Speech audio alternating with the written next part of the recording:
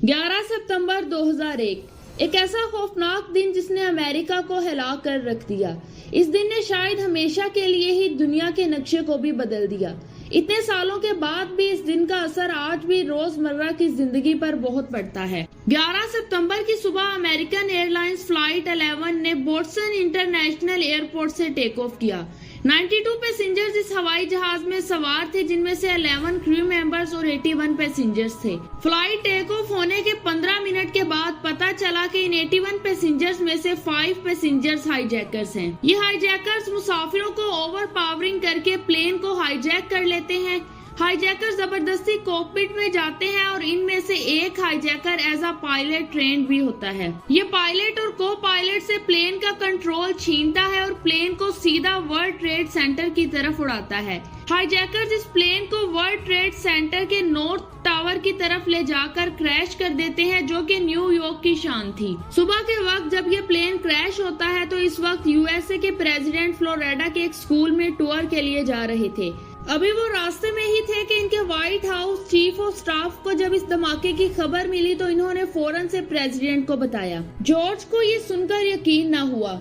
इन्होंने इस बारे में कहा कि हो सकता है कि पायलट को हार्ट अटैक हो गया हो, वरना वो ऐसा कभी भी ना करता। इस हादसे के सिर्फ 17 मिनट के बाद ही पता चला कि यूनाइटेड एयरलाइंस फ्लाइट 175 को भी 5 हाईजैकर्स ने हाईजैक कर लिया है। एक बार फिर हाईजैकर्स पायलट को ओवर पावर करके प्लेन का कंट्रोल छीन लेते हैं।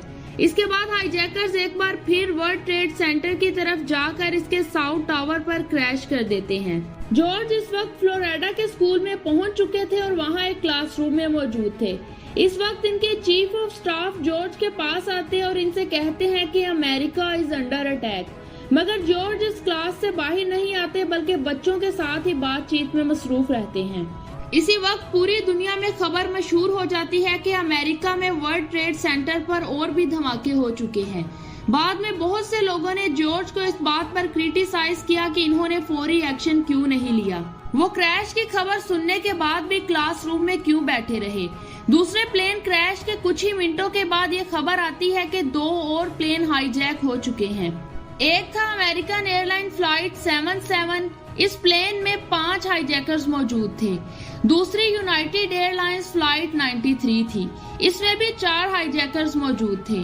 दोनों फ्लाइट्स को वाशिंगटन डीसी की तरफ टर्न कर दिया जाता है। Washington DC United state of America का दारुल हुकूमत है और इसकी थोड़ी ही दूरी पर US department of defence headquarter की बिल्डिंग भी मौजूद है। ये बहुत आइकॉनिक बिल्डिंग थी और फ्लाइट 77 को हाईजैकर्स इस बिल्डिंग पर क्रैश कर देते हैं। इसके बाद यूनाइटेड स्टेट की पूरी एयर स्पेस को शट डाउन कर दिया जाता है।